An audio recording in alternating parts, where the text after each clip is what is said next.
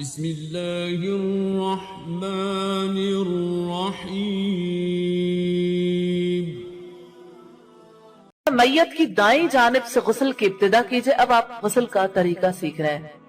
ام عطیہ سے روایت ہے رسول اللہ نے اپنی بیٹی کے غسل میں فرمایا پہلے دائیں طرف کے اعضاء سے اور وضو کے مقامات سے شروع کرو۔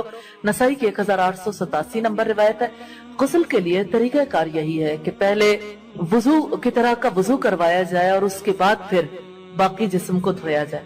ایک دوسری روایت میں کہ آپ نے فرمایا ان کی دائیں جانب سے اور وضو کے مقامات سے غسل کی ابتدا کرنا۔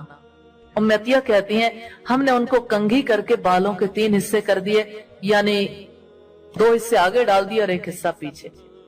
ام عطیہ کہتی ہیں کہ رسول اللہ ہمارے پاس تشریف لائے اور ہم آپ کی صاحبزادی کو غسل دے رہے تھے تو آپ نے فرمایا انہیں 3 مرتبہ یا 5 مرتبہ یا اس سے زیادہ غسل دینا خالص پانی سے اور بیری کے پانی سے آخر میں کافور ملا دو، پھر جب تم فارغ ہو جاؤ تو مجھے اطلاع دینا۔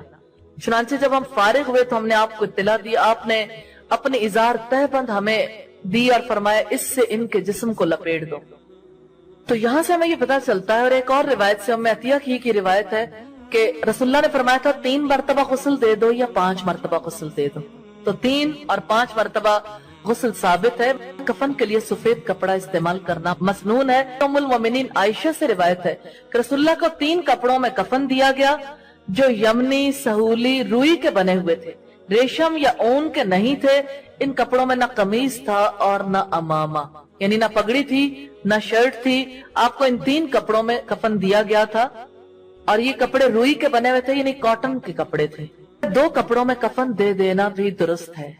اپنا کفن زندگی میں تیار کیا جا سکتا ہے، کوئی اگر کفن رکھنا چاہے اس میں کوئی حرج کی بات نہیں۔ عورتوں کا جنازے کے ہمراہ جانا منع ہے۔ ام عطیہ کہتی ہیں کہ ہم لوگوں کو جنازوں کے ہمراہ جانے سے منع کر دیا گیا مگر کوئی سخت تاکید نہیں کی گئی تھی۔